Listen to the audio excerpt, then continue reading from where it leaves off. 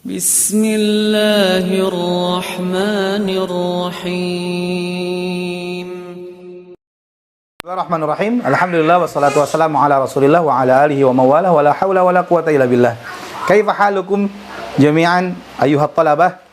Gimana kabarnya anak-anakku sekalian? Kelas 2A dan kelas 2B dimanapun kalian berada. Masih tetap stay at home? Masih tetap tinggal di rumah kan? Insyaallah di pertemuan atau di kesempatan ini Ustadz akan sedikit memberikan pelajaran. Kalian bisa buka pelajaran kalian di buku Pendidikan Tauhid halaman yang ke-48. Ya, insyaallah kita akan belajar tentang beriman kepada hari kebangkitan. Siapa di antara kalian yang tahu apa itu hari kebangkitan? Apa itu hari kebangkitan? Hari kebangkitan adalah hari di mana Allah Azza wa Jalla menghidupkan kita setelah sebelumnya Allah mematikan kita. Hari kebangkitan adalah hari di mana Allah Subhanahu wa taala menghidupkan manusia yang dahulu sebelumnya mereka sudah Allah matikan dan ratakan dengan tanah. Kok bisa Ustaz? Iya benar bisa. Karena Allah Subhanahu wa taala yang menciptakan kita, Allah juga yang mematikan kita, nah, maka pasti Allah akan sangat mudah untuk menghidupkan kita kembali. Sebagaimana teman-teman bisa baca di halaman 49, Allah Subhanahu wa taala berfirman, "Minha khalaqnakum wa fiha nu'idukum wa minha nukhrijukum taratan ukhra." Kata Allah, dari bumi atau dari tanah itulah kami menjadikan kamu, menciptakan kalian, dan kepadanya kami akan mengembalikan kalian, dan darinya kami akan mengeluarkan kalian pada waktu yang lain, maksudnya nanti di hari kebangkitan. Teman-teman sekalian, lihat ya, karena termasuk beriman kepada hari akhir adalah kita wajib beriman kepada hari kebangkitan. Masih ingat ya, rukun iman yang keberapa? Rukun iman yang keberapa iman kepada hari akhir? Benar, iman kepada hari akhir adalah beriman atau rukun iman yang kelima. Ya. Yang kelima. Ustaz yakin kayaknya ada yang bilang yang keenam. Nah, kalau yang keenam itu apa? Beriman kepada takdir baik dan takdir buruk. Beriman kepada hari akhir itu merupakan bagian dari beriman kepada seluruh perkara-perkara yang akan dihadapi oleh manusia setelah dia mati. Mulai dari dia akan menghadapi namanya kehidupan alam barzakh, kehidupan alam kubur. Ya. Ketika manusia sudah Allah kuburkan di dalam alam kubur mereka, di dalam liang-liang kubur mereka. Kemudian para keluarga, para sahabat, karib kerabat, ustadz ustadzah, teman-teman, murid-murid semua sudah pergi meninggalkan kuburan kita. Mereka sudah meninggalkan pulang ke tempat mereka masing-masing. Kemudian setelah itu akan datang dua orang malaikat. Malaikat ini akan mendudukkan kita dan dia akan bertanya, "Man Rabbuk?" Siapa Tuhanmu?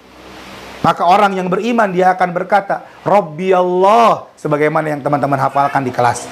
Tuhanku adalah Allah. Kemudian malaikat ini akan bertanya lagi, "Wa madinuk?" Apa agamamu? Maka orang yang beriman dia akan mudah menjawab, dia akan menjawab, "Dini al-Islam." Agamaku adalah Islam. Kemudian dia akan ditanya lagi, "Wa man nabiyuk?" Siapa nabimu? Maka dia akan menjawab dengan jawaban yang baik, dengan jawaban yang jelas. Dia berkata, "Nabi Muhammad sallallahu alaihi wasallam." Nabiku adalah Muhammad sallallahu alaihi wasallam. Ini jawaban orang yang beriman. Allah mudahkan dia untuk menjawab dengan jawaban yang tetap, yang teguh. Sebagaimana Allah berfirman, "Yutsabbitullahu alladhina amanu bil qawli tsabiti fil hayati dunya wa fil akhirah." Allah teguhkan orang-orang yang beriman dengan ucapan yang teguh, ucapan yang kokoh, ucapan yang kuat, baik di kehidupan dunia maupun di kehidupan akhirat. Makanya kita berdoa kepada Allah teman-teman sekalian untuk agar Allah berikan kita keteguhan mengucapkan kalimat la ilaha illallah, mengucapkan tiga jawaban dari soal yang sudah kita hafalkan di kelas. Man Rabbuk, siapa Tuhanmu? Wa madinuk, apa agamamu? Wa man nabiyuk, siapa nabimu? Ya. Jawaban yang demi Allah kalau kita ditanya sekarang kita bisa jawab. Teman-teman semua bisa jawab, betul? Tapi ternyata Ya, di akhirat nanti yang akan dimudahkan hanyalah orang-orang yang beriman saja kepada Allah dan hari akhir. Kemudian setelah itu teman-teman sekalian, bagi orang yang beriman, dia akan merasakan nikmat kubur. Allah akan lapangkan, luaskan ya, liang kuburnya seluas-luasnya. Kemudian akan datang seseorang yang sangat baik rupanya, sangat wangi tubuhnya, menggunakan pakaian yang sangat indah. Dan orang yang beriman ini pun akan berkata, "Duhai, betapa indah rupamu, betapa wangi tubuhmu, betapa baik pakaianmu. Siapa engkau?" Maka orang ini berkata, "Aku adalah amalmu yang soleh. Aku adalah amalmu yang soleh. Aku adalah amalmu yang soleh yang akan menemanimu sampai hari kiamat." Maka orang beriman akan berkata, "Ya Allah, aqimis sa'ah. Ya Allah, tegakkan hari kiamat. Hatta arji'a ila ahli wa mali." Sampai aku bisa kembali bertemu dengan keluargaku dan aku bisa bertemu dengan berkumpul lagi dengan hartaku. Ini orang beriman teman-teman sekalian, rahimani wa rahimakumullah. Adapun orang yang toleh, orang yang ahlul maksiat, orang yang gemar berdosa, melakukan kesalahan, suka membantah orang tua, sholatnya bolong-bolong. Ya, kalau ada orang tua sholatnya khusyuk, tapi nggak ada orang tua sholatnya main-main. Ada ustadzah sholatnya baik, bagus. Ketika nggak ada ustadzah sholatnya main-main.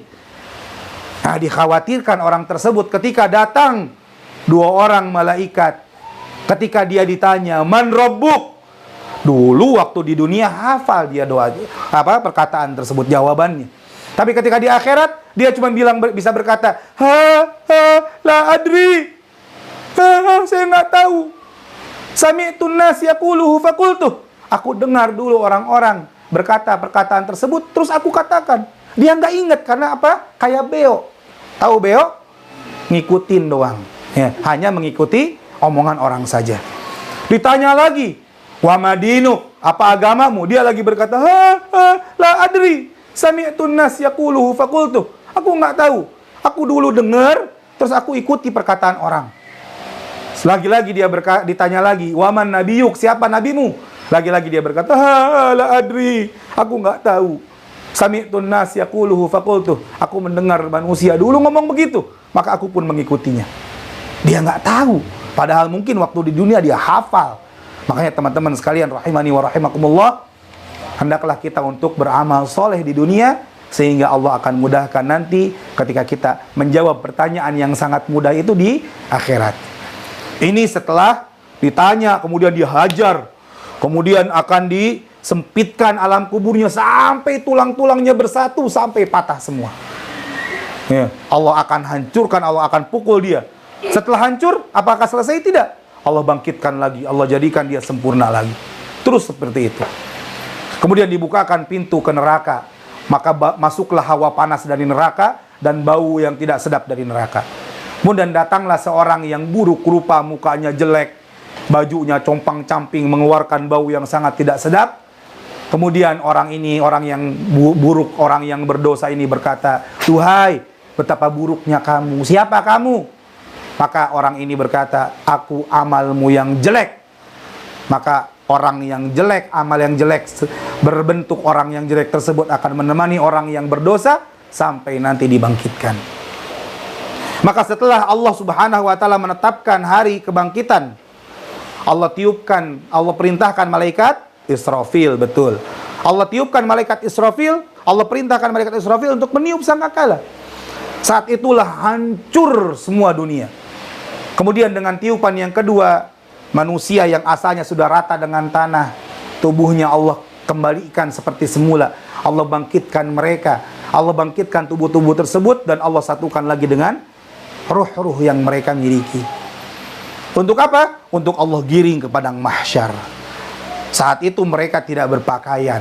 Saat itu mereka tidak lagi disunat. Saat itu mereka tidak menggunakan alas kaki.